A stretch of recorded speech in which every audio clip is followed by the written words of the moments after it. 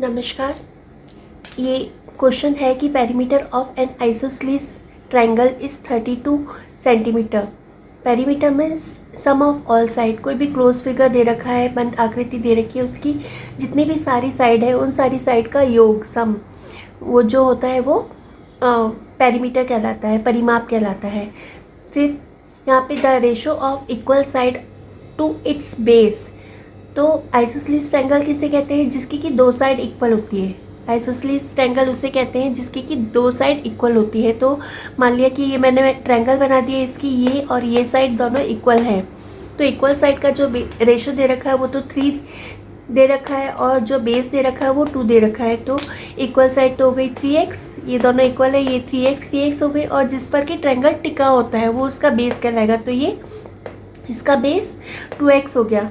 तो isosceles triangle जिसके कि दो साइड इक्वल होती है उसको आइसोसेलेस ट्रायंगल कहते हैं। मान लिया कि इक्वल साइड जो बराबर साइड दे रखी है, बराबर साइड दे रखी है 3x, दो साइड है ना, दो बराबर साइड है, तो बराबर साइड मान ली 3x और 3x। और इसके अंदर ट्रायंगल के एरिया का फॉर्मूला निकालने के लिए अपन तीनों साइड फाइंड आउट करेंगे। तीनों साइड फाइंड आउट, तो जब अपने को तीनों साइड पता होती है और तो अपन हीरोन्स फार्मूला यूज़ करते हैं।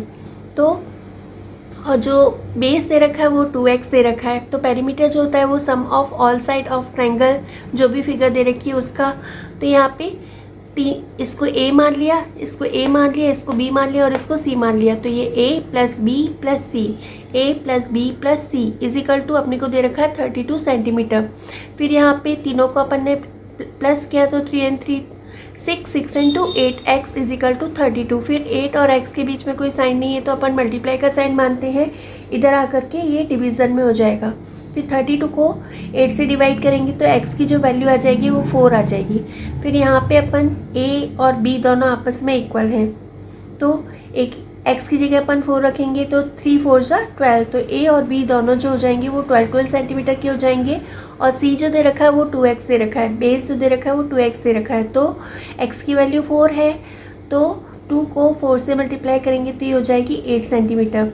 फिर अपने को s फाइंड आउट करना है। हीरोन्स फार्मूले के अंदर s फाइंड आउट करना है। तो s जो होता है वो सम ऑफ सेमी पेरीमीटर होता है, अर्ध परिमाप।